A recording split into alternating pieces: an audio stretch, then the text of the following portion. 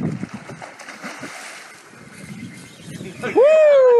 This is awesome. I'm so glad we went. Didn't go to work. We'd be sitting there going, "Go. We should have gone fishing."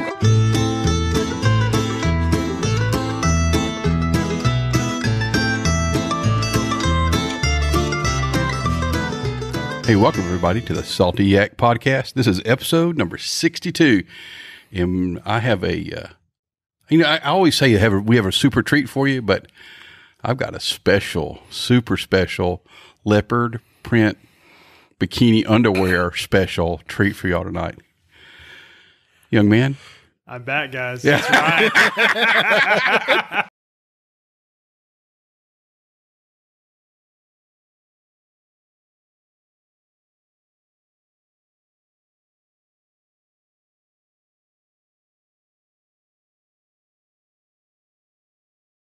Leopard print. Somehow, some way, we let Ryan get back in, and we've got Nicholas with us again tonight. What's up, guys? So we're going to cover some little topics today. Ryan's got the shine back in his eye. Yes. He's ready to get back out in the kayak and get this done. So here's the topics we got for y'all tonight. Texas Parks and Wildlife's initial report on the 2021 freeze. So this is their initial report they put out. It's got some numbers. We'll go over those. Changes in the CCA Star Tournament this year. Yeah, I heard They've made some pretty good changes. Yeah, that's cool. Why are tides lower in the winter? Because we always talk about, we've been hating the low tides. Mm-hmm. So why are they lower in the winter, and when are they coming back? When's the water level coming up? Tournament season is upon us. I'm excited. I know, man. You've signed up for your first one? I did. So we're ready to rock and roll on there. Ready to win. Yes. We're gonna talk about that. Tournament prep and tournament gear is what we're gonna talk about too. We have we're gonna do a mystery guest call tonight, and we're gonna wrap up with the Yak News to include some more information on our Matagorda Island fishing and camping adventure that we're going to be doing. So start off first here. We hit this the other day, and I posted it on the Yak Pack.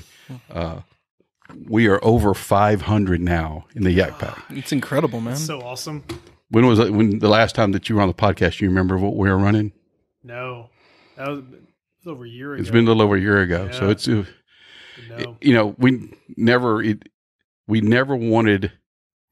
never started the group to get a lot of people in it. Yeah. Which is still our goal. Our goal is to share information, help people fish, learn about kayaking, come kayak fishing with us if they can. Well, That was the whole point of it. Remember, we had said way back when 300. I think we were good with 300. And here we are at 5. Here we are at 5. Over 5. That's so crazy. So with that same 5, the vast majority of these people that we have met and that we've met online and all that have been just absolutely great, wonderful people. Mm-hmm. But there's been a few. Yeah. There's always a few bad ones. Well, and we're just going to make this short and sweet. If somebody joins the Yak Pack, to be a troll, to spy, and then to talk behind our backs about what we're doing and not man enough to come out in front and say something to us, you're gone. Yeah. Oh, yeah. So, and we've had 2 or 3 of those, and they get found out pretty easy, and they get cut. The other thing is we've never hid our true identities. Most of us on this podcast are either law enforcement or retired law enforcement or the kids of law enforcement. Mm-hmm. The vast majority of us, right? We've never hid that at all. Mm-hmm. So when you join the Yak Pack and you put FTP, and you can figure out what the FTP stands for. Yeah, we ain't gonna deal with that. You have picked the wrong group. You have picked the wrong group. Yeah. So wish that gentleman, a very fond farewell, and hope he had good kayaking adventures. Other people wanted to, do bodily harm to him, but hey, he picked the wrong group. If you don't care for law enforcement, you don't care for that, then go ahead and just unsubscribe from our group. Yeah. So anyway, we're better off without them. Yep. Exactly. We don't the people that we have met and the relationships we have built have been absolutely amazing. Yeah. And I appreciate each and every one of y'all that I have talked to, whether it be physically talked to on the phone, in person, or just through email or Facebook or whatever. Appreciate y'all all. It's neat because I've been I know I've been out for a while, but I still kind of been watching, and to see from how when this first started, we were trying to help everybody and share information. Mm-hmm. But if you look now, guys are posting left and right. Hey, I went here today. This is what I threw. This is what I caught. Yep. This, you know, and it's neat. It's not just you or me or Nick that is sharing this. Hey, this is what worked for us. Guys are doing this left and right with other guys. It's just neat to see that now. It just, you know, it's the reason why this was started. And it's cool to see how that's starting to I guess circle back now. Yeah, it's just not us putting the information out there; it's everybody. So that's cool. So shout out to all of my Yak Pack members. Yeah, or all of our Yak Pack members. I'm back, baby. I've got it. So you're gonna have to listen to this when it comes out because I got a special treat for you. I'm gonna add a little audio in here. I've been saving just for this occasion. Oh Lord, this ought to be good. So let's go ahead and move on to Texas Parks and Wildlife's initial report. So I'll give you a quick little history that they gave in the report. So in 1983, you weren't even a twinkle in your daddy's eye. Neither one of you. Nope. 14.4 million fish killed. It was the entire Texas coast. It's insane. February of 89. 6 years? 11.3 million. And it was East Matagorda, south for 11.3 million. So that's February of 89, December of 89, the same year. 6.2 million, the entire Texas coast. Dang. So that's the history of these freezes. We really hadn't had anything that big until 2021. Mm-hmm. Yeah. So let me give you the Texas Parks and Wildlife's initial report. So initially, what they're saying is 3.8 million fish. That's the good news. It's the lowest number. Well, it's lowest, but here's the good news. Most of those were bait fish. Only 9% were recreational game fish. 342,000. So out of, Still, 3.8 million, only 9% of those were game fish that recreate what they call a recreational game fish. Okay. Yeah. There's a silver lining in anything. I mean, So it wasn't that bad, but still pretty bad. Yeah. So out of that 9%, 48% of them were trout, speckled trout. Yeah, that makes sense. So by their estimates, if I do my Rockdale math correctly, it was 164,000 trout. Upper Laguna Madre, all the way down to the lower Laguna Madre. Mm-hmm. So basically, south of Corpus Christi took the brunt of this. Wow, that's crazy. So I wouldn't have guessed that. I thought it was like Rockport South. this is what they're saying. I'd have guessed further north. They're saying 89% of those fish were upper Laguna Madre, lower Laguna Madre. Up north, there's more deeper water for them to get into. Oh, okay. Yeah. Okay, that makes sense then, yeah. 31% black drum. Really? Mm-hmm. Wow. 8% sheep's head. Interesting. Yeah. 7% sand trout. 3% red drum. Oh, well, that's good. That's good, but that's crazy because it seems like a lot of photos you see, it's just redfish belly up everywhere. Well, so there's 10. So by their estimates, that means 10,000 redfish got killed. Mm-hmm. So if you can find a picture of 200 redfish floating, I saw that a picture like that. Yeah. It was just a bunch of redfish floating belly up. But but 10,000's a bunch. Yeah, it is. But they're not. The upper Texas coast didn't take the hit that they took down there. Yeah. 2% mangrove snapper. Mangrove snapper. So they took a little bit of a hit. Oh. So here's what I see: the difference of what we have in 2021 that we didn't have back in the 80s. We have the hatcheries, don't we? Well, one is the hatcheries, yeah. The other one, we've got lower limits for fish in 2021 than we did back then. Yeah. So you couldn't go out and catch 25. Your limit was 5. So I see between the lower limits, hopefully there's more fish that are out there. Mm-hmm. With the hatcheries, they'll put some more stock out there. So hopefully we're going to rebound from this quicker, a lot quicker. Yep. It's not as bad. I think we're in a lot better starting position. And so, to tell you the truth, I'm not a trout fisherman.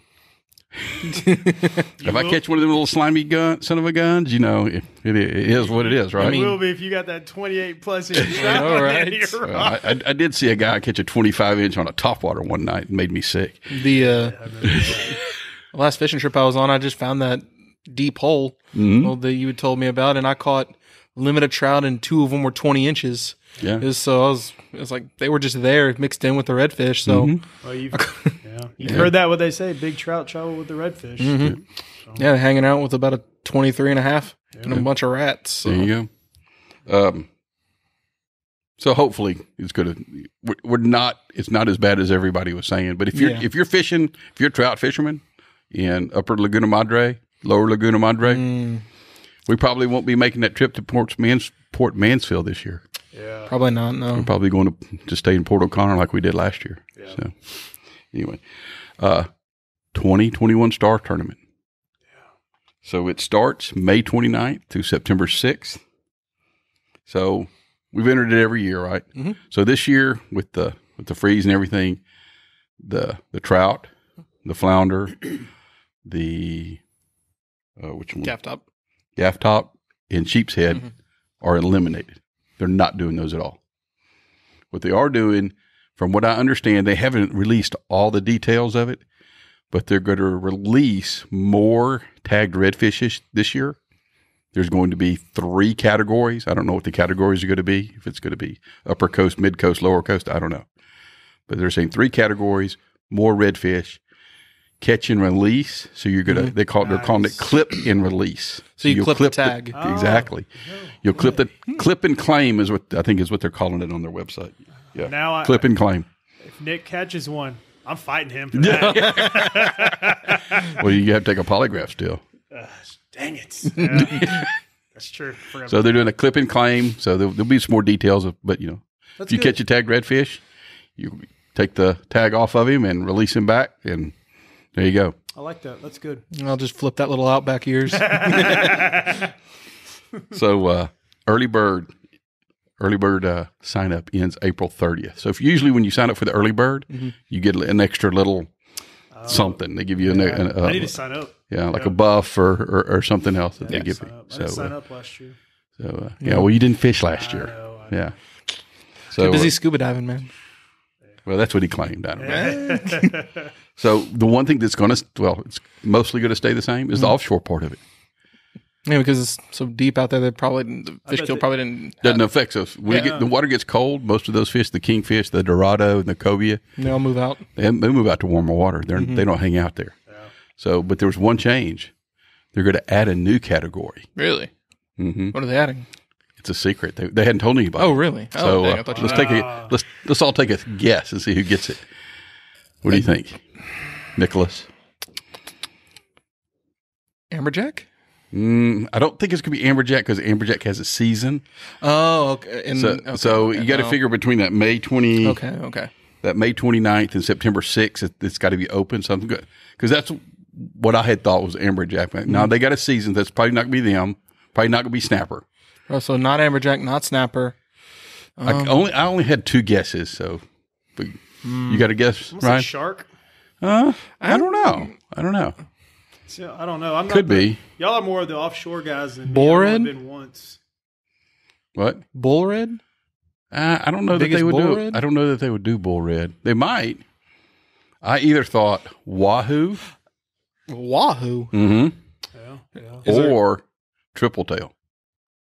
I don't know. Those were my 2 guesses. I don't know. Can you catch wahoo in Texas waters? Oh, yeah.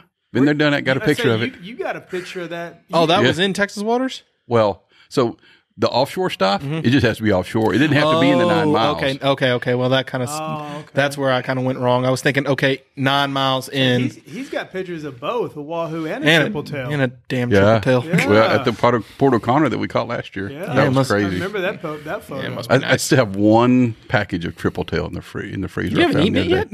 I need to. Were they good? That is the most delicious. So imagine a crappie, but that size. Yeah. There was a video I saw of this guy caught like a 40-pounder in Louisiana. Dude, when I caught that one, I was like, Murphy, look up the state record. Look up the state record. And I wasn't even close, but I thought that thing was huge. Man, that's funny. It was huge. Can you imagine pulling up a 40-pounder though? God, No, I can't. That thing literally, he was probably at least a foot and a half, almost 2 foot big. It had to that thing be was 6 inches thick or 8 was inches huge. thick. Yeah. Like when they open up the live well to go put him on the scale, he took up the entire live well. Yeah. Thing was a monster. There you go. Anyway, those are my guesses on that one. So, jumping off over into the low tide stuff. So, we're coming out of winter, but I've been asking myself all winter, like, when is the water coming back? Yeah. Oyster is just Sick like of it. sticking. I showed you pictures Yep. of the flounder hole and all that. Yeah. Just crazy, crazy low. Sick of it. So, we've been pretty much sick of it. So, we're ready for it to come back. Mm-hmm. So then I asked myself, why is it always low in the winter? And then I realized it's basic junior high science. Yeah. So science test, science quiz, boys, science quiz. I'm not a. You just had the answer sheet in your hand. What influences the tide? The sun and the moon, I think, right? Yes, you're correct, man. You can read really, really well. Yes. So yeah, What else? the sun and the moon. So which one influences the most? Sun? No, wait, no. Moon. Wait, no, I don't remember. I'm gonna say I thought moon. Why? Because isn't it closer to the Earth? Oh, yeah. It Okay, has something to that do is with- correct. Yeah, I knew it had something to do with how the distance. The sun or the moon influences the tide more because it's closer. Now, the sun being bigger, but it's so far away, Yeah. it only influences the tides as half as much as the moon does. Okay. Now, what happens when they both line up together? Strong tide. The strongest tides of the year happen Okay. when they both line up together. And they get the closest to the Earth. So there you go. So is the moon closer, I guess, in the winter? No. It's just closer in general. So here's what happens. I had to write it down for y'all. Tides are higher when the Earth is closest to the moon and strongest overall when the moon and the sun are aligned, increasing the total gravitational pull. In the northern hemisphere, tides are the lowest during the winter when the Earth is the furthest from the sun. Oh. Remember science class when they talked about in the winter how the Earth the northern hemisphere kind of tilted away from the sun? Sure. Just nod your head and say yes. So it makes us further away from the sun, causes winter, but that also causes that gravitational pull to be less. So it's not making as much. Gotcha. So what are the other influencers of tide? Wind. Wind. Yeah. So our northwest wind in the winter blowing all that tide out here on the Texas coast. So I don't think it affects South Texas that much. I would still think that Louisiana's kind of set up the same way we are. Alabama, we got a lot of listeners in Florida. I'm thinking that, the wind, I don't know if they'd have to tell us I know they have a lot higher tide swings than we do. Yeah, theirs is like a foot plus, isn't it? Oh, I think I've heard people talk about how, they're wading in a grass flat and come by 4 hours later and that grass flat's, way out of the water. Oh, dang. So like they get big, a lot bigger than our 8 inches to 12 inches that we have here. So, yeah. So the exact same, the flip side of that is we get closer to the moon, closer to the sun. So the tides get stronger and we get that southeast wind and it drives that wind up through the jetties and back into the bays. And then we'll get the super high tides. Mm-hmm. So predicted this year, so we talked about the moon and the sun lining up. When is it? May 25th through the 28th. It's supposed to be the highest tides for 2021. And Nicholas pointed out we have a trout tournament on the 29th. On the 29th. May So 20, what was the dates on that? 25th through the 28th. And the 29th is the Saltwater Survival Series Trout Tournament. Hey, we're off that weekend. Yeah, no kidding.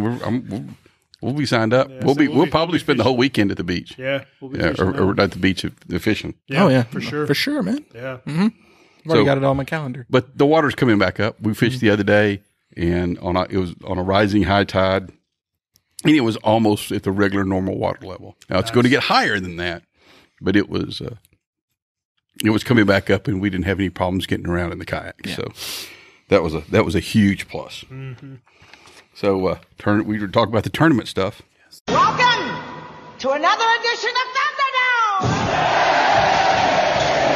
Thunderdome. So our number one, the first tournament we're doing, Saltwater Survival Series, here on March 27th. You can go listen to episode 61 where we're talking with Daniel Hayes and Nicholas Gibson. Yeah. They're at FTU about the whole tournament.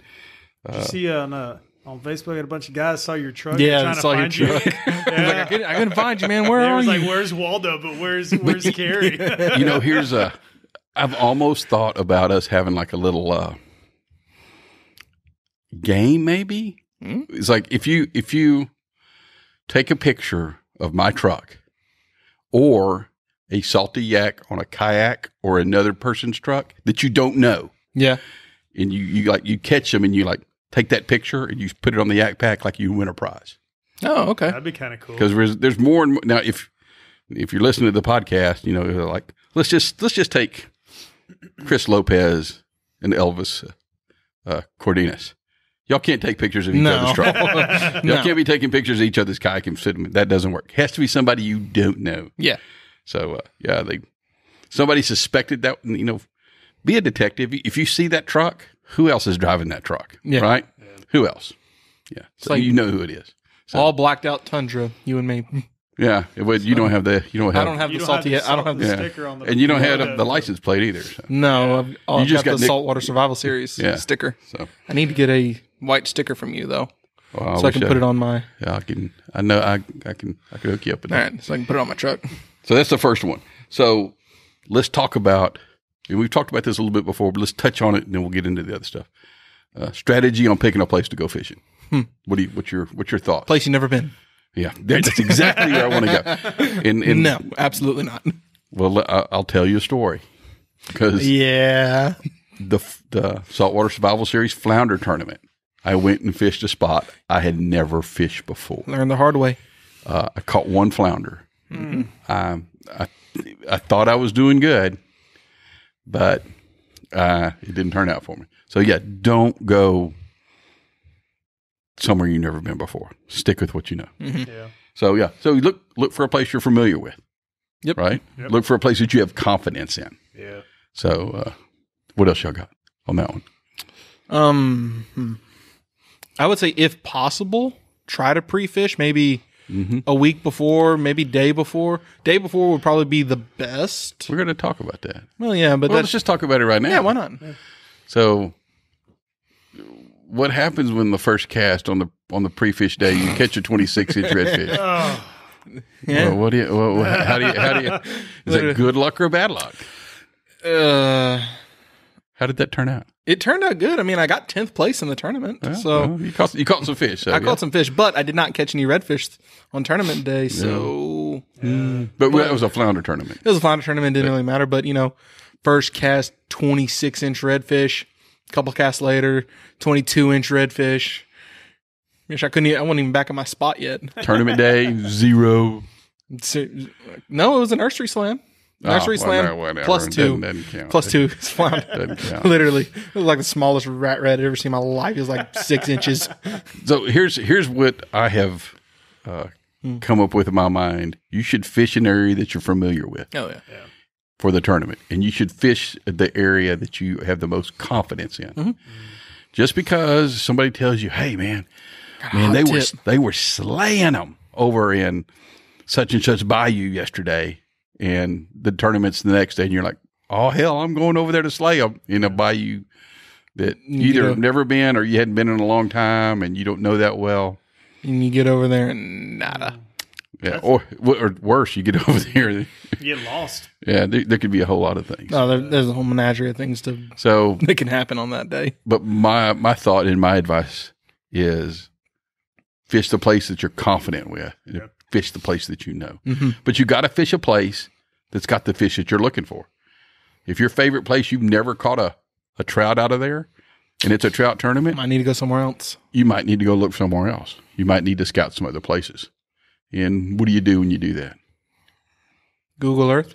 Number one on the thing. I'm looking at Google Earth, right? I was doing that this morning. Yep. I called him, what was it, day or two ago. I'm like, hey, what about area X right here?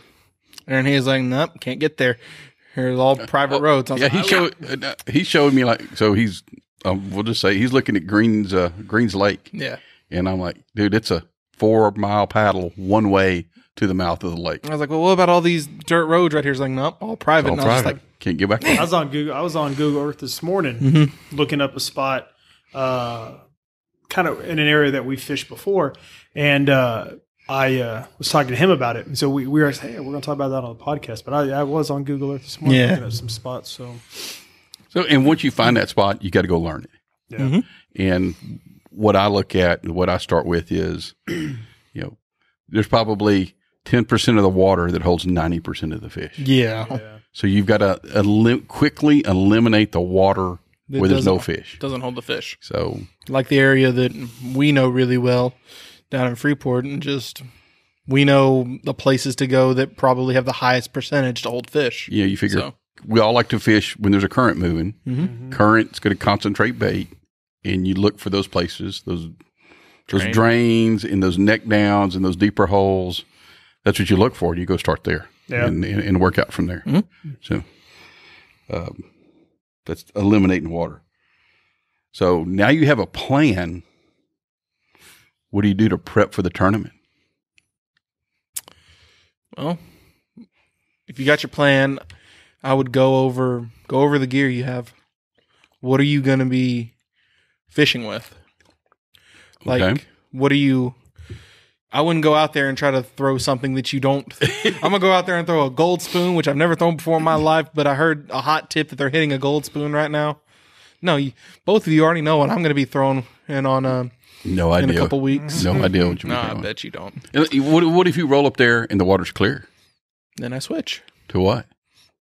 a different thing, a different color, A different color Slayer? maybe. I think you throw the same bait. You just the color that's appropriate for that condition. Yeah, it's like, but if you know X, Y, and Z are your 3 favorite baits, right? Well, you can throw a color that's appropriate for whatever water condition you find in X, Y, and Z. yeah, it's like the SST and the SST XL. It's like I've got my favorite colors in those, in my confidence colors. I got my confidence colors depending on water clarity. Yep. So it's like you got dark, you got stained water, you're kind of clear, and then gin clear. Or I got colors for all of those that I know work. So you'll get your rods ready. You'll get all your equipment ready. I pack the night before. Same. Make sure everything's in the truck the night before. like I'll have it quadruple set check. up like 2 or 3 days before, but then I do that final the night before. I do a final check, and it's ready to go. Walk through all your equipment and do all that. Quadruple check everything. Make sure you're not forgetting a I'll have paddle. everything lined up and set. New leaders tied on, new hooks. Everything is set days before. That way, the night before, it's a walkthrough. I got every X, Y, and Z ready to go. So that way, when I wake up in the morning, in the truck we go. There's no thinking about it. Yeah, I don't want to forget anything. Exactly. So, yeah. Good thing to know is the rules. You need to do that. Yeah. So you need to go. When can you be on the water? When can you be on the water? When can you launch? When can you be on the water? When is first cast? When is first cast? So, and it's a good thing to know. I'm going to tell on myself and Nicholas. It's good to know what the categories are and what the lengths are for the categories. Yeah. The very last real tournament that we fished in, I assumed there was a slam pot. I assumed there was a slam. I had my pot. slam, and I thought I was. We were looking pretty good in the slam thing, but guess what? When there's no slam pot, then it don't matter. I had just missed biggest trout, and I had just missed biggest flounder, and so I was thinking, okay, I got a decent redfish too. I think I got slam, and then there's no slam. No slam. Because we didn't. We assumed that there was a slam pot. Yeah. Because every tournament we had fished before that Had a slam pot. both of them Yeah. had a slam pot, and this one didn't. So know the tournament rules, know what the categories are, know what the length limits are. Because sometimes, like in the trout division, they will say, the trout has to be within slot, so not over 25 inches. Yeah. But like Saltwater Survival Series, the biggest trout can be over 25 You can have one biggest trout. Yeah, You have so- your biggest trout. And then the rest So of that, the but slot. you've got to know that, because I've been in tournaments where you cannot bring in a trout. This was a boat tournament. You couldn't bring in a trout over 25 inches. And we'd caught several that were over 25 inches. Dang. So anyway, Interesting. That must be a day right there. Yeah, no kidding. it was it was that day, like You, the Michelle? picture. Yeah. Michelle with that big redfish. Mm-hmm. Yeah. It was funny. She won the biggest redfish ladies division. Yeah. And the one that she weighed, that one was a overslot, so we threw it back. So she caught the biggest redfish, but she didn't win it with the biggest redfish that she caught. She had the heaviest slot redfish, but she heavy caught slot, but she caught a bull. she caught a bull.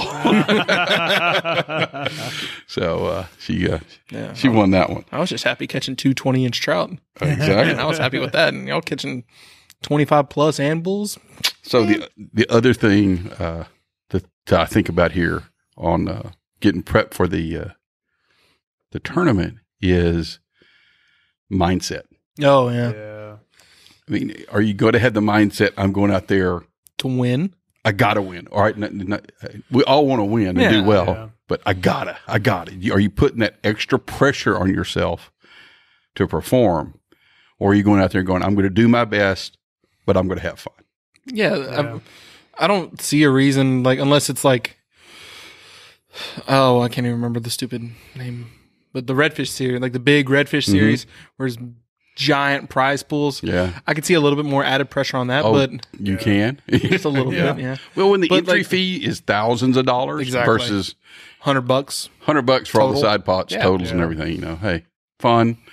Go out there, have fun. You win, you win. If you don't, you don't. If you don't, yeah, you're out there with the boys, and that's all that matters. Well, Exactly, and man. like I've told y'all before. I know that I've said it here on the podcast. I like doing the tournaments, but I'm really doing it for the Salty Yak, Yeah. the podcast, because I want the exposure. Yeah. That's us showing up there in our shirts. That's whoever it is winning something in the shirts and people seeing it. That's what that's my goal. Yeah. So if somebody does well, one of our Yak Pack does well, then I feel like that's what I want. That's my goal in the whole thing. Now somebody else said, I think when we were talking about in January, we were talking about goals for the year. Somebody else had a goal. What was that goal? Which one? I don't know. It was the I want to win. You want to win, and then you changed it. I know, that I have two.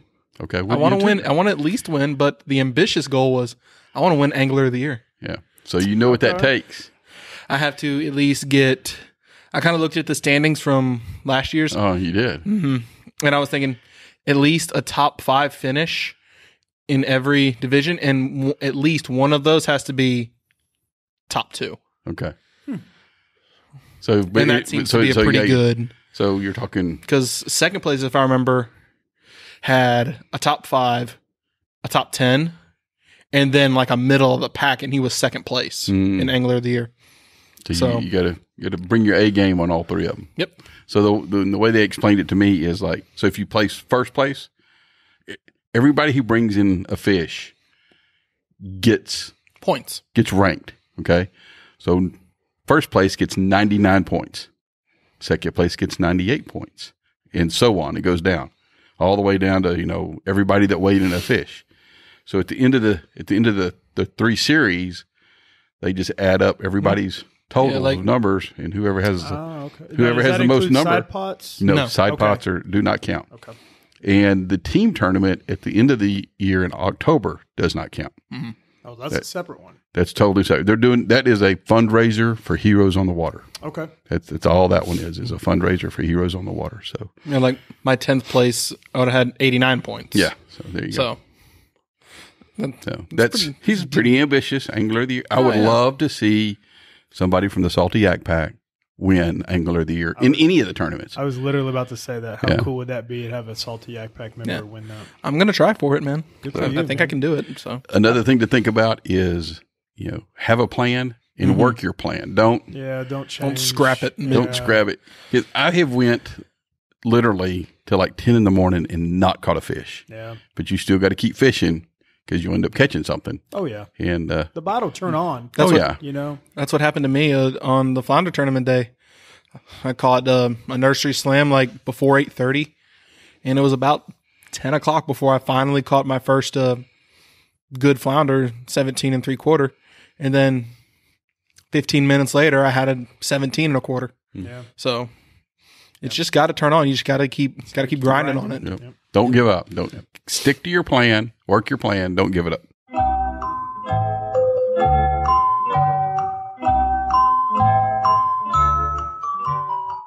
Speaking of stick to your plan and don't give up, we have a mystery guest. Neither one of y'all don't even know who it is. Make a quick call here to the mystery guest and get his input and intake on tournaments and tournament prep. Let's do it.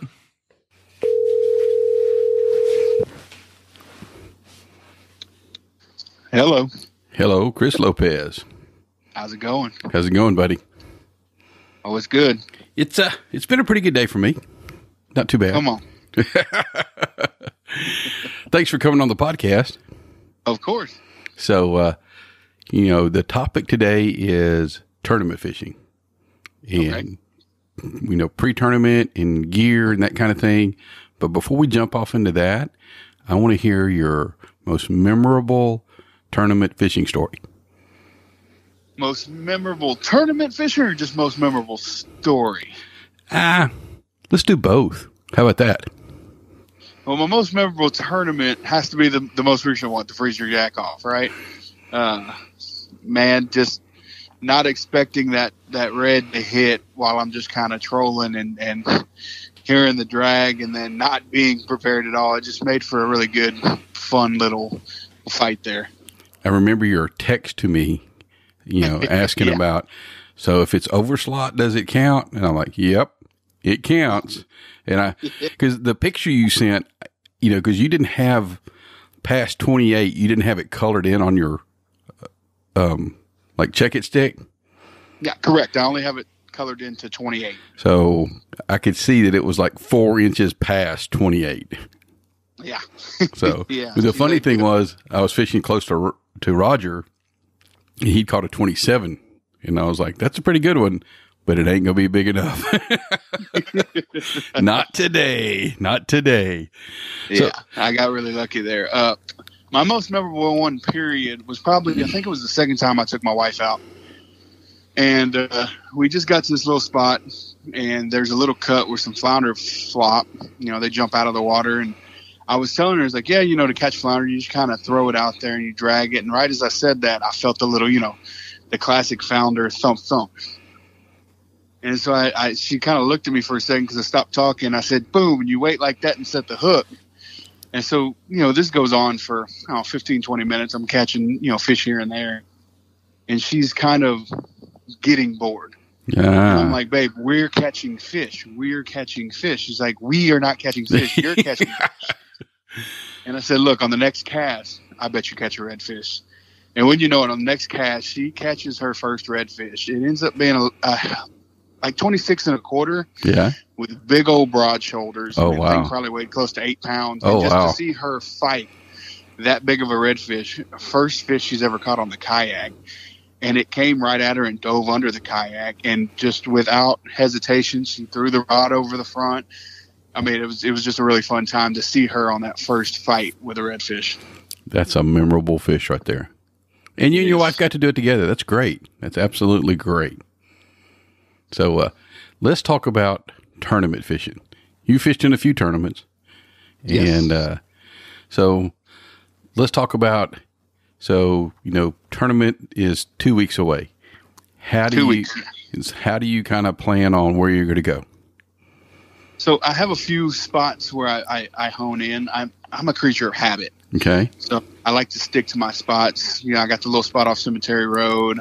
Obviously, I live close to Freeport, so pretty much all of Surfside and Freeport and Sargent is my playground. Other than that, I just kind of listen to reports. I talk to buddies that have been fishing lately. I got a couple buddies that are guides. I got a couple buddies that fish every day, regardless if they're working 712s or not. So you got a little bit of a network going on there. Yeah, and after that, I just, I got my hook and line maps, and then I got all the apps, the Windy, the Navionics, Google Maps, and I just kind of try to make a game plan of, okay, this is where I'm going to go. And if I'm able to pre-fish, which sometimes I am, I try to run that trail, I guess you want to call it, of where I want to go. So on a pre-fish day, do you kind of just like approach it like it was a tournament day? Yes. Okay. Yeah. So let's talk a little bit about your setups for tournament. So what do you like to throw? If you're going to an area that you kind of got an idea. So give me an idea of like you got any night before rituals or anything like that you do. Sacrifice a chicken or goat, something like that. I'm like you. I get all my stuff ready the night before. Yeah. I got the kayak trailer hooked up. I got everything loaded in the truck. All I got to do is get up and leave. I generally carry 4 rods on the kayak, sometimes a 5th. The only time I really carry my 5th is it's a medium light spinning reel setup, and that's if I know I'm going to be throwing a bugs lure or something like that, that I'm going to be sight casting in the face. Since I've transitioned to my Hobie, my pro angler, I've done that less.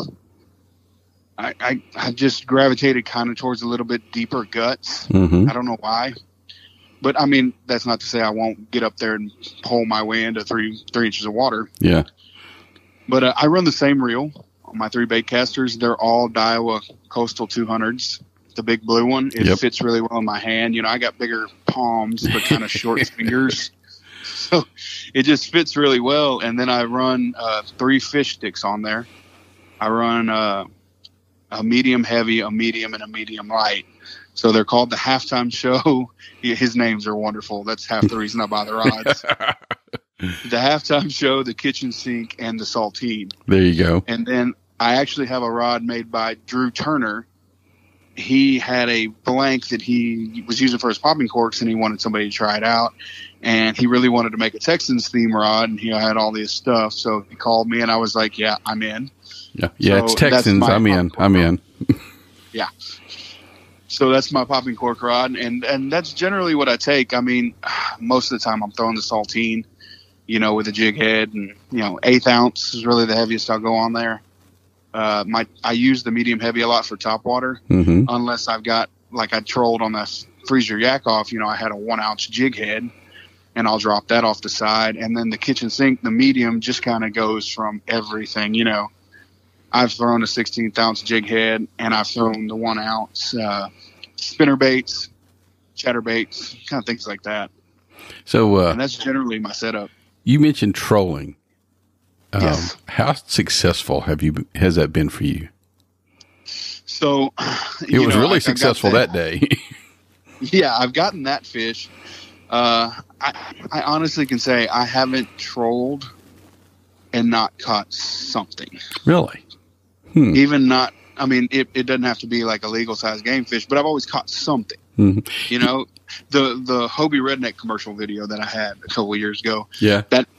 That I pulled up a little 17-inch red, and I honestly was not expecting to catch anything.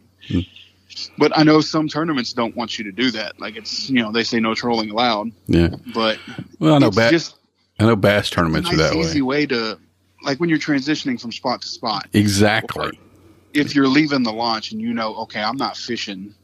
Like if you leave the Swan Lake boat ramp. All right, everybody knows there's a few spots you're going to hit, but you're going to pile. You're going to pedal for a mile or 2. Oh yeah, right down the intercoastal. Yeah, and so dragging a bait, 10, 15 feet behind you, you never know what you're going to catch. I have caught some dink trout in the intercoastal doing that. But just like you said, I'm going from one spot to the other usually. It's usually not I don't plan on usually, as count on it being one of my techniques necessarily. So no, it's definitely not something I go out and I'm like, all right, I'm going to troll for 4 hours. It's just something that happens in between there. So popping cork, jig head, top water, anything else for your go-to on tournament day? I bounce between a spinner bait and a chatter bait. So like the Redfish Magic style spinner bait. or the Z-Man chatterbait. I really like the white Z-Man chatterbait, and then I use a white ice down south burner shad, one of the shorter ones, as a trailer on it, and it's done pretty good for me. It's done better as a bass lure for me, and I'm not a big bass fisherman, but I mean redfish are big bass. Yeah, So, yeah. I've got some chatterbait, but I have never thrown them in saltwater. So maybe you got me an idea there. Maybe I'll think about that. So we roll around, and it's the morning of the tournament. You got the kayak in the water. What's your mental state of mind, and kind of what's your game plan?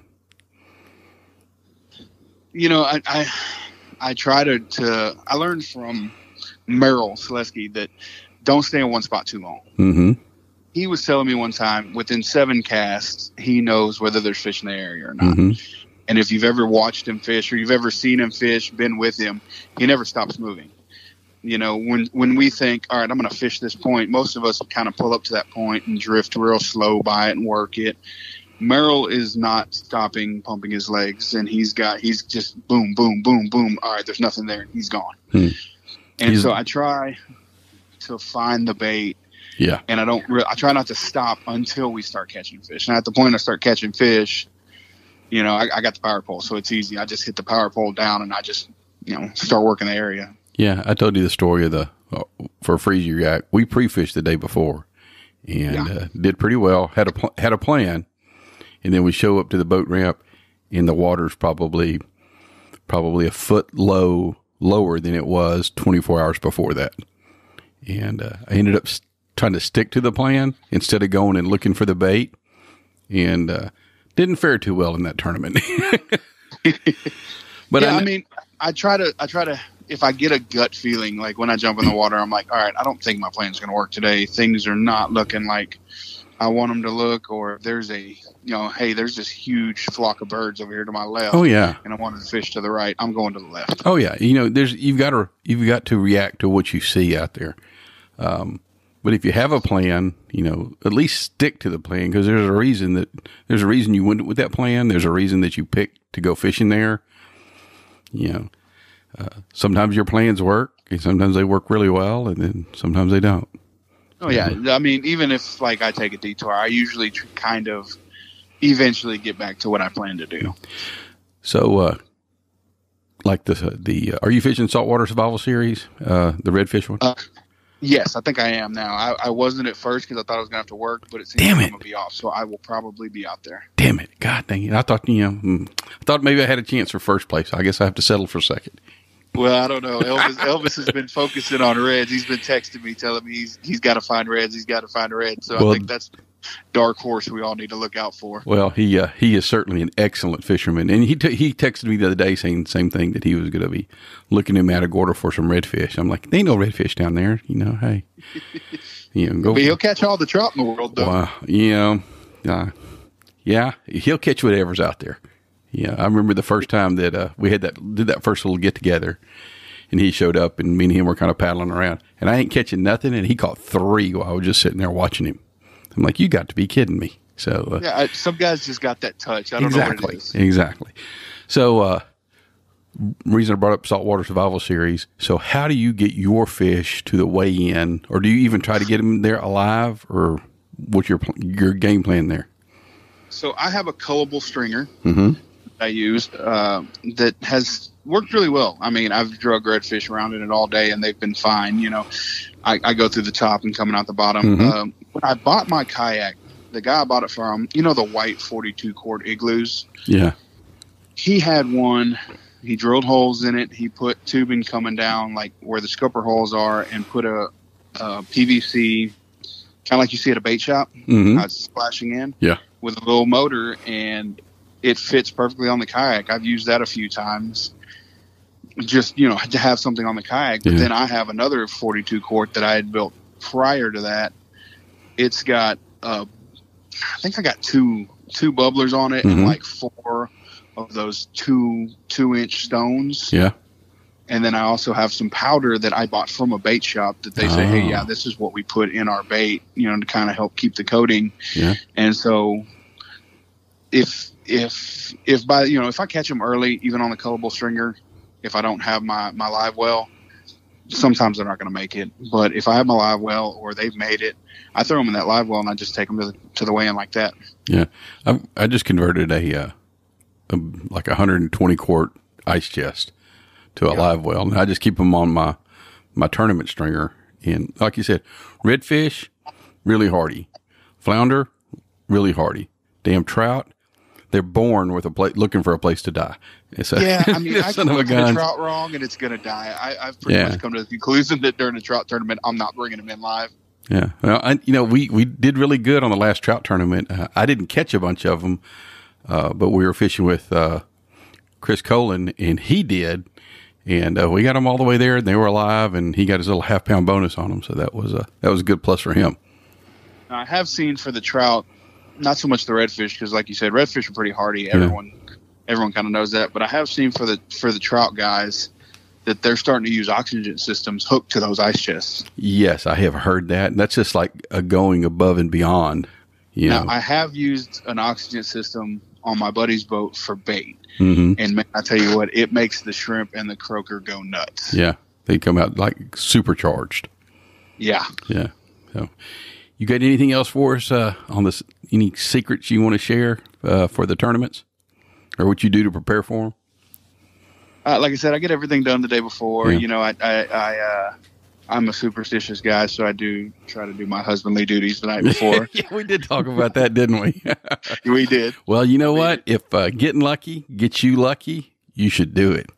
And I use the podcast to my advantage. Yeah, I told my wife, I was like, "Look here, we're trying to win some money, babe. We need to, do what we need to do." Yeah, every little bit helps. Every little bit helps. So, but I'm just like I said, I have everything laid out the day before. I check my line. I decide, okay, this is what I'm starting off with, so that when I wake up in the morning, because I'm getting up and I'm getting up at 3. Yeah. 3:30, because that's when I get up for work anyways, and I'm hitting my Bucky stop like everybody else. Yeah, gotta have that's the pre-fishing tradition. Yeah, getting my coffee or my energy drinks or my ice. If I've decided where, if I don't have fish and Mama wants fish, tournament or not, I'll get ice. Because I do like you, I'll just throw it in the front hatch. Yep. That's on that PA. That has been that's been I would say a very good. I mean, I don't think they made that for keeping your fish, but it certainly works very, very well. It does. It works really, really well. I mean, is it you that has the little insulation on the top of your No, thing? I don't have. I've thought about it, but I've never put the insulation on it. What I've done lately is I went and bought me one of those $20 Bucky's soft coolers. And just put it in there? And just put it in, throw a 10-pound bag of ice in there, and just, because it'll keep all the fish that I want to keep just fine. And I was doing that for a while until mine ripped. I mean, mine was like 5 years old, and, it's $20 ice chest, so I was like, all right, whatever. Well, that's what I was like. Because if in a year, if it gets, too nasty, I'll just throw it away, and I'll just go spend another $20 and get a new one and roll with that. And for a while, I was using the Magellan fish bag. Mm-hmm.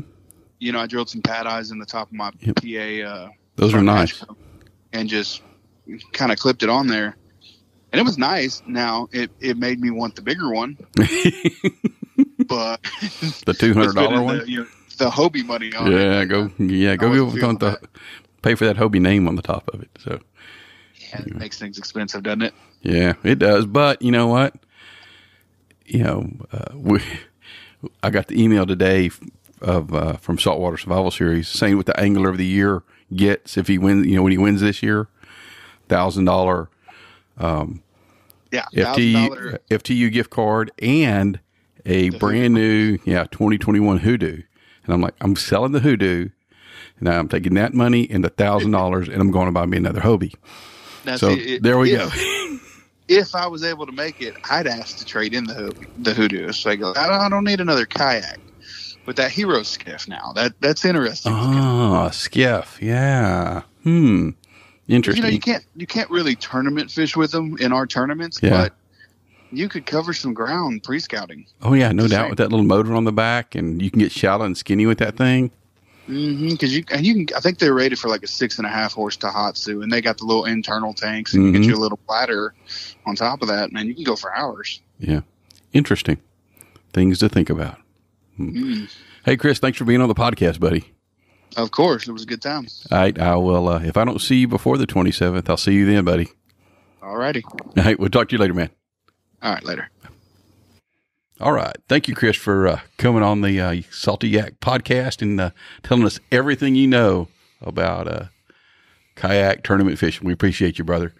So moving on, let's talk about our gear for the tournament. And I got to thinking about this, I'm like, well, what is there a lot of different stuff that I use in a tournament that I don't use when I regularly go? Well, yes. Well, my first answer was no. But then I went, well, yes, it is. Like what? So your stringer. What's different about the stringer? Or I know you, because if you're keeping fish, you put them in your fish bag, but you've got to keep them alive. Now you have your grind tackle stringer now, the one with the clips. It's got the clips, it keeps them apart. It's got the way the float's designed, so the fish stay alive a lot better on that stringer. Even trout. In the trout tournament, we got trout, from Freeport to San Leon, and they were still alive. So Nice. But that's part of another part, but the stringer was a big part of it. Live well. No, so yeah, we made a live well, used a 120 quart ice chest. I put a bilge pump in the bottom of it, connected it to some PVC pipe, cut some holes in the PVC pipe, or drilled some holes in the PVC pipe so it squirted out and created oxygen. Also put a little bubbler stone in the bottom of it. So it's like kind of dual. Yeah. And it runs off a little 12 volt deer feeder battery. I think I'm going to build another one for this next tournament too. So we have enough. You're splitting If somebody wanted to go somewhere else, they could. So going to build another one, and I think I'll do a little video on it and show exactly how I did it. Yeah. So a live well. What else? Fish bag. Oh yeah, fish bag. Well, some of the tournaments will have a fish bag for you. This is just a big heavy duty plastic bag you can put your fish in. Then you put some of the water from the live well and stuff in there. But here's a little pro tip for you. Your bubbler that you have, bubbling in your live well, you take that bubbler and that stone, and you hang your little bubbler on the side of the bag, and you put your stone inside there. Because if you didn't give any more oxygen to those fish in that bag, they die. and you have to wait in line for just a few minutes to get up there to weigh in. Guess what? There's only so much. There's only so much oxygen in the water in that bag. Yeah. Yep. So put that bubbler stone in there with the bubbler, and to give the fish some oxygen, and they will do very well. They'll be flopping all over the place when they put them up there on the scale. It's a good idea. I need to go get one. There's some stuff called G juice. Yeah. The letter G. That stuff. Juice. And they have a freshwater version and a saltwater version. And it's like this blue looking stuff, and it kind of comes in a little measuring container that you put in for how much for the water you have. That stuff is. The redfish we put in there, when we fished the very last tournament, we weighed in an Anahuac. Them son of a guns were more alive and frisky when they came out of that stuff than when they went in the stuff. The flounder we caught on the flounder tournament. Oh my gosh! Like I'm sitting there trying to hold them, and they're both trying to get out of my hands, and I had to reach up into their gills. I'm just I had to hold on to them because otherwise, they were going to get away from me. And we don't run oxygen in the tanks. We don't. People go that extra step to do that. Yeah. G juice with the aerator with the bubble stone in there has worked really, really well for us. So and we were traveling hour and a half sometimes to get there. And that gives us that, that half pound bonus. But this year, where we're doing the weigh in, especially at San Leon, water's right there. You can just step right up in the water, release your fish, let them go back. That's probably what I'm going to end up doing. Yeah, probably this time. I've still got fish in the freezer, so that's exactly what I'm going to do. Chris will hate me, but he can go catch his own fish for once. Make sure you bring your life jacket, because it is tournament rules almost on every tournament that I know about. So you have to wear your life jacket. You should have it anyway. You should have it anyway. Well, you should people wear that it have it. anyways. You got to wear it. Yeah. Oh, okay. So you've got to wear it. Yes. Nice. So a good measuring board. And if you could find out what kind of measuring board they're using there, it's not bad to have. So we actually, Kevin's wife went to get him his Christmas present at Fish Sticks, and the owner of Fish Sticks gave her a Check-It stick, like the professional Check-It stick with the little tail pincher and everything. So if we have a fish that's in question, we have the ability to check. Nice. Because when I caught that one, we were fishing over in Bolivar. Oh, man. I measured him on my stick about 3 times, and then I had Nicholas come over and I measured him on his, and he still turned out to be 28 and a quarter anyway. I measured him. So I was like, oh, well, there we go. That's the fish you don't want to catch. Yeah. There you go. He was fun. He was fun. But I've got the picture on my phone. And that's my picture, your little When I call contact. Was it the one with the sad face I put over it? No, it was just the regular your picture. Face. It was just your face, just the face of I'm happy. I caught a big redfish, but it's tournament day, and I can't keep him to win the tournament. But you need a good measuring board. Yeah, okay, for sure. So you can measure your fish out there. Another thing that's handy to have is a scale, because all of these tournaments that we're fishing are live weigh in, and it goes by weight. They measure them to make sure you're within the slot, but then they go by weight. So if you end up catching 2, 15th, 27 inches and 15/16, which one of them's heavier? If you're like doing a one fish thing. Yeah. So you're going to need a scale comes in handy. Yeah. So having one that there is, I can't remember. There's like a grip, right? That has a thing on it. Well, there's a boga grip. Boga grip does? You should buy your daddy one of those. How much are they? About $100. Yeah, they're expensive. I like They're my nice. I like my fish grips though, man. They're nice. Yeah, The fish grips are nice, but they don't weigh the fish for you. The Boga does. Those are nice. Yeah. But I'm like you. I really want to spend $100. I really want to spend $100. But it's nice. I mean, you got it all built in right there. Maybe I'll pick me up some. Who knows? Yeah, there you go. Well, he's single, independent. Yeah. So are you. So don't even give me that. Don't even give me that. 360-degree white light and a headlamp. Gotta have it. Go. Law 1, but think about this. 1, what happened last night? Last night? Really? Time change. Oh, yeah. So now it's going to be darker till about 7 o'clock in the morning, right? For right now. So if lines in the water is 6 a.m., Still a little dark. it's going to be really dark, right? So number 1, if you can launch like we did in that one tournament, we launched 5 a.m. and went and pedaled 3 miles to get to where we wanted to be, and then Paid off though. Yeah, but you had to have the 360 white light. You had to have the headlamp to go do it. Yeah, it paid off. Our plan worked. We just didn't catch the right fish. Yeah. So it's hey, but at least the plan worked, right? Plan worked to a T. I feel like. But other than normally we don't use those. Normally, you don't do that. Yeah, normally we're launching it at good light in the morning. So or safe light in the morning. So something else to think about. A net. Yeah. Maybe you don't use a net when you normally fish. Use it. Maybe you're using a boga grip or something else. I would, especially a redfish tournament, I would be looking for a net to get that big son of a gun in the kayak. Or a flounder tournament. Yeah. I'm putting them in a net. I've got a couple of videos of trout falling off in my net. Yeah. Yeah, especially if it's a trout tournament. I don't care if he's 15 inches. I'm gonna grab that net. So a net just safer. is something. Maybe you don't use one all the time, but I would certainly use one during the tournament. And I threw this last one on there because I forgot it one time. A 5-gallon bucket. Because if you have a 120-quart ice chest, you don't want to be lugging it, and you carry that down to the boat ramp, and you fill that full of water. Well, how are you going to fill it full of water, right? Your 32-ounce Buc-ee's styrofoam cup. It's a lot of cups to fill that thing up. and then you try to pick that thing up. Exactly. You're probably going to break the handle. It's a lot. Yeah. So it's a lot easier to leave it in the back of the truck, carry 5 gallons of buckets of water, pour and fill your live well to whatever you want to fill. Yeah. Like right now, it's really not that big a deal. In December, it wasn't a big a deal. Water temp. But when we get into May and we fish any other tournaments past that, if the water's hot, warm, you can't just add ice to it.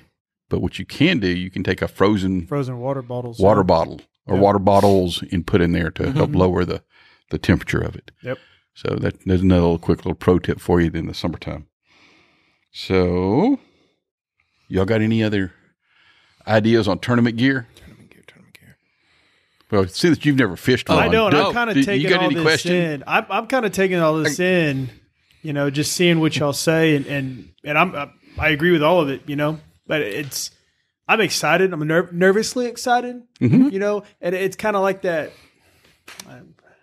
It's like that first day of school, and so it's just go and just see what everybody's using and whatever, and like what are the guys bringing and what I don't need that, I want that or something. So the first one we ever did, we all had this plan, and we all headed 3 separate directions.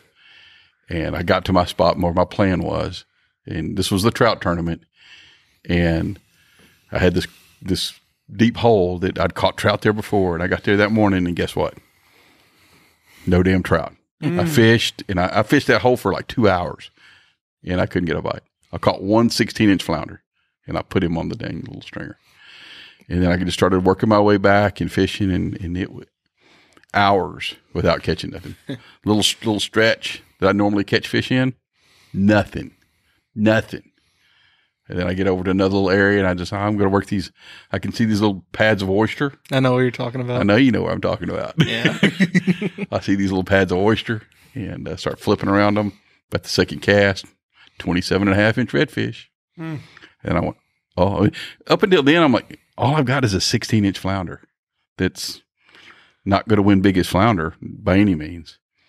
But then I had that 27.5-inch redfish, and I was like, maybe. Daddy only needs a trout. Daddy only needs a trout. For a slam, yeah. And I fished my butt off for the next 2.5 hours and didn't catch. Well, actually, I caught 3 more 23-inch redfish in between there. And finally, I'd kind of given up, and I was just fishing my way back and caught a 19-inch trout. And that was the first tournament. And that's the one you got the slam on? That's the one I got the slam. So hopefully on your first tournament, you have some good luck like that. Yeah. And, you can. I hope so. I had 1 trout, so I wouldn't like going to win anything in the trout division. So, anyway. But I do have a piece of gear, though. What? Thermocell. Oh, that's just the everyday good. I got one. I recently purchased one. But yeah, all of your normal fishing stuff you're going to need. Mm-hmm. All your lines, your bug sprays, your sunglasses. You need all of that. The stuff that we're talking about is that extra stuff that I've got in a 5-gallon bucket that I only use for tournament stuff. Yeah. So that's what I learned. Thermocell on my last on the first tournament. I'm not kidding you, man. I had like 200 mosquito bites on my ankles. That's how bad those suckers were back there. You turn that Thermocell on and you just set it in between your legs there in the kayak. Really? And because if the wind's blowing, then they're not too bad on you, right? Mm-hmm. But on those still days, that Thermocell will work magic to keep them. I mean, you can spray you can spray the 100% DEET on you, and they'll just and they're drink licking it off like sweet tea. But the Thermocell certainly helps. Let's move on into some yak news here. Yeah. We'll talk about mosquitoes, and let's talk about sleeping with the mosquitoes. I don't know. Matagorda Island, fishing camping adventure coming up.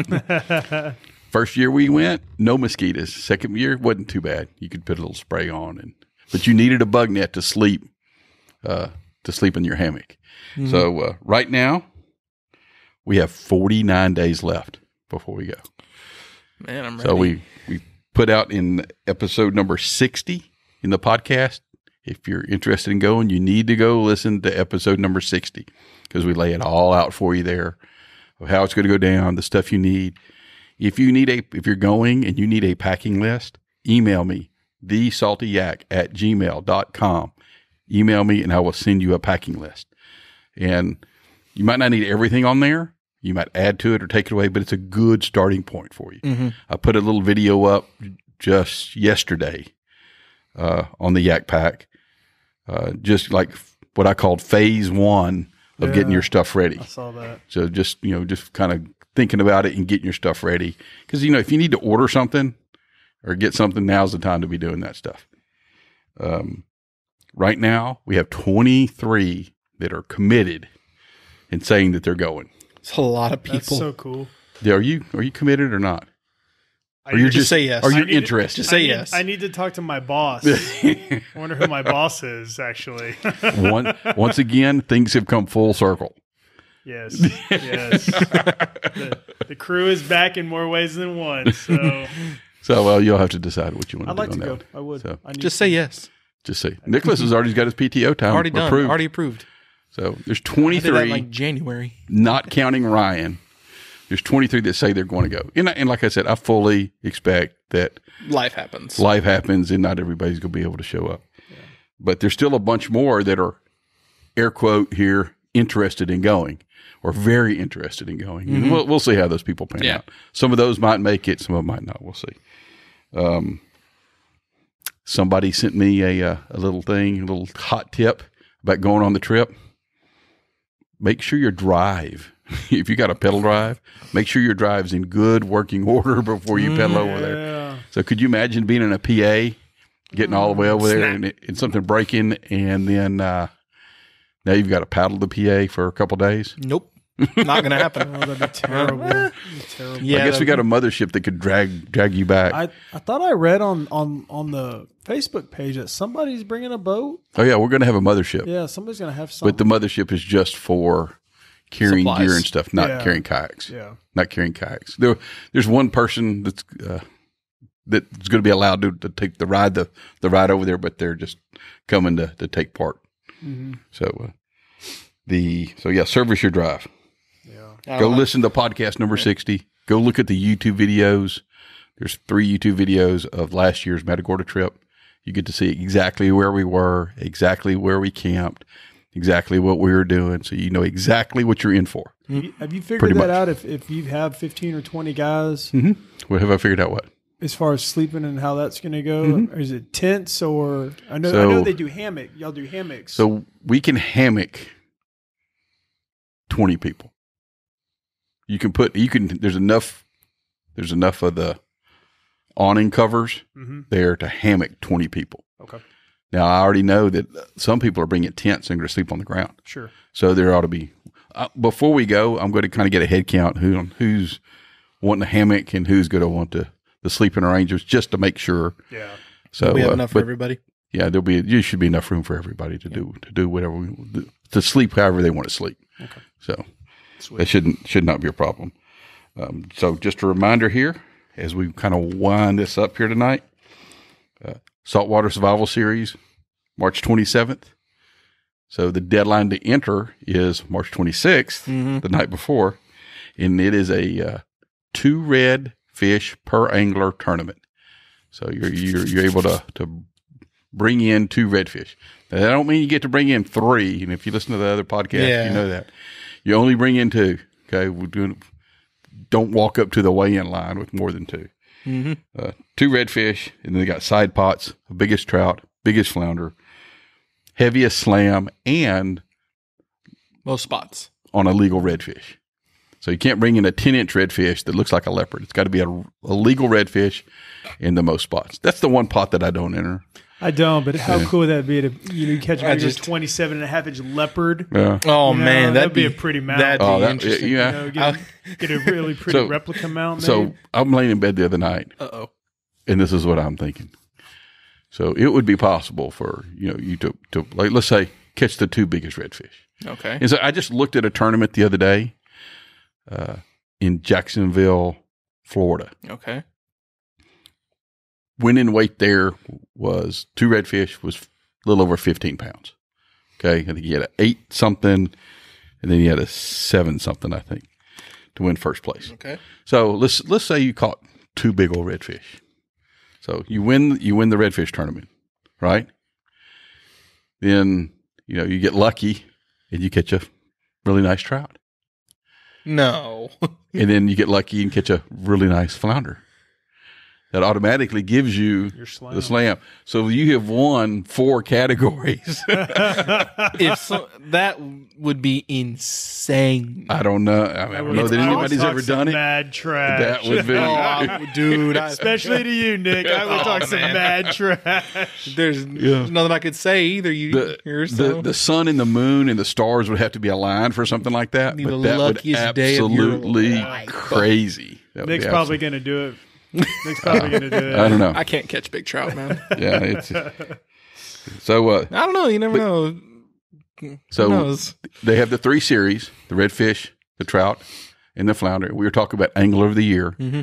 So the prize this year for Angler of the Year is $1,000 gift card to Fishing Tackle Unlimited. That would be cool. Shopping spree. Oh, man, that'd be cool.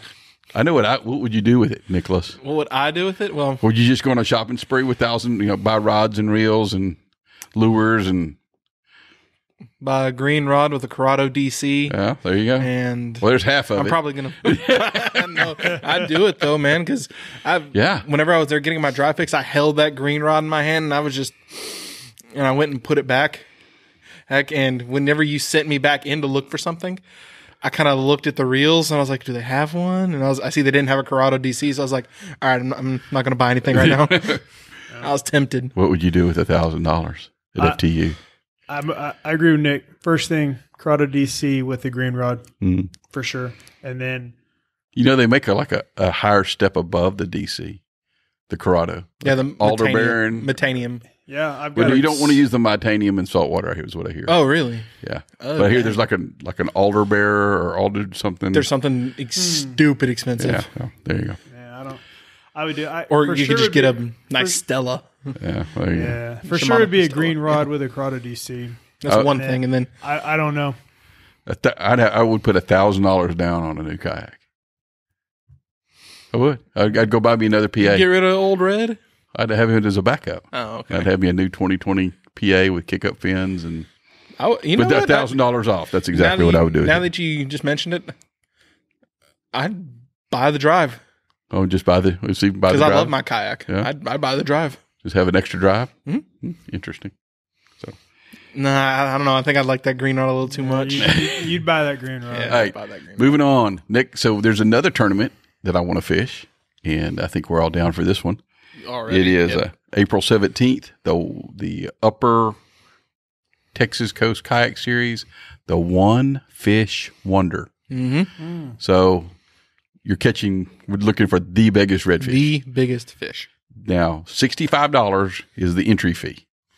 And $65 gets you into the One Fish Wonder and the side pots, and $5 of it goes to an unnamed charity that they hadn't named at this time. The funny thing is the side pots. They don't announce it until A week before. Yeah, something like, and it's something crazy like the average length of the redfish that's brought in, or it's something kind of off the wall. Oh, okay. I got you. So it's not like it's, a regular. it's nothing standard. It's nothing standard. You have to go and read I it. like that. But cool. I like the idea that it is. So if you catch like a 25-inch redfish, then maybe you could win if they did an average redfish. Yeah, and then it turns out to be 25. Yeah, or sometimes they do. It might be a blackjack, so they're looking for 21-inch redfish. Ooh. So, but anyway, So it's whatever you catch. but I find that one interesting. That is. And all the weigh-ins are at Stingery. Yeah. Well, So now that we got a little place to stay over there, that would be absolutely positively, I think. And I think it's on the weekends that we're off. So we don't have to burn any days. Yes. So that works out well for us. All right. The last thing I got for y'all, y'all have been doing, when I say y'all, I mean y'all, my Salty Yak Pack here, y'all have been doing an okay job. Not a great job, but an okay job. Remember I asked a couple episodes ago about y'all for ratings, right? You remember what it was? 100? No, do you remember what we were at? 70 something? I think it was like 72. It was like low 70s, I think. So today, 88. Yeah, Really? Like you said, okay. When I put this podcast out, in the first 24 hours, there's 500 downloads of it. Come on. There's more downloads after that. So what I'm saying is somebody here is dropping the ball. Yeah. Okay. Let me, So somebody here is dropping the ball on this. So yeah, we're still at 88. So some of the reviews on here.